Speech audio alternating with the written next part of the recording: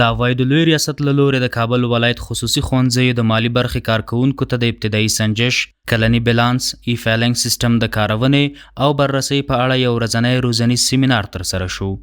دغه سیمینار چې د عوایدو او ګمرکونو په ملي اکاډمۍ کې ترسره شو، پکې د کابل ولایت د خصوصي ښوونځیو مدیرانو او د مالي برخو کارکوونکو ته د فایلینګ سیسټم له لارې د اظهارنامو ډکولو، کلنۍ بيلانس چمتو کولو، ابتدایي سنجش، د مالیاتو د تحصیل د پروسو او بررسۍ په اړه بشپړ معلومات وړاندې او د غوره پوهاوي په موخه ورته عملاً د اظهارنامو ډکول وښودل شول. ګډونوال دا ډول سیمینارونه د مالیاتو په برخه کې د خصوصي ښوونځیو د مالیاتي ستونزو د حل لپاره تر ټولو غوره لاره ګڼي او د عوایدو لوی ریاست څخه غواړي چې په دغه برخه کې د ښوونځیو سره لا ډیره همکاري وکړي ترڅو د مالیاتو د تحصیل او تصفیې په برخه کې د هغوی ستونزې حل شي. واقعا ډیر ارزښتناک موضوعات، هغه موضوعات چې موږ سره روزمره لاس و ګریوان یو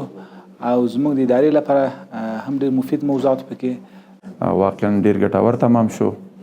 او ډېر شی مو پکې زده کړه. واقعا چې موږ په دې اظهارنامو ډکولو کې ډېر مشکلات درلودل او دې سره انشاءالله چې زموږ به د مشکلات چې درلودل دا تر ډېر حده پورې حل شو. ډېر مکتبونه په دغه موضوعاتو کې مشکلات لري، که هغه اظهارنامې دي، که دغه فیلینګ سیسټم وو، که هغه بیلانس وو، که دا څومره مالیاتي مسایل چې وو، دا دغه مشکلاتو کې خصوصي مکاتب ډېر لاس او ګریوان دي. نو زموږ هیله دا ده چې دغه سیمینارونه څومره ډېر شي او دې ته ادامه ورکړل شي، نو دا به ډېر ګټور وي. وړاندې تر دې هم د عوایدو لوی ریاست له لوري د بیلابیلو سکتورونو د مالي برخو کارکوونکو ته پر وخت د مالیاتو د تصفیې په موخه روزنیز سیمینارونه ترسره شوي چې د لا ډېر عامه پوهاوي او د مالیه ورکوونکو د ستونزو د حل لپاره یاد سیمینارونه دوام لري.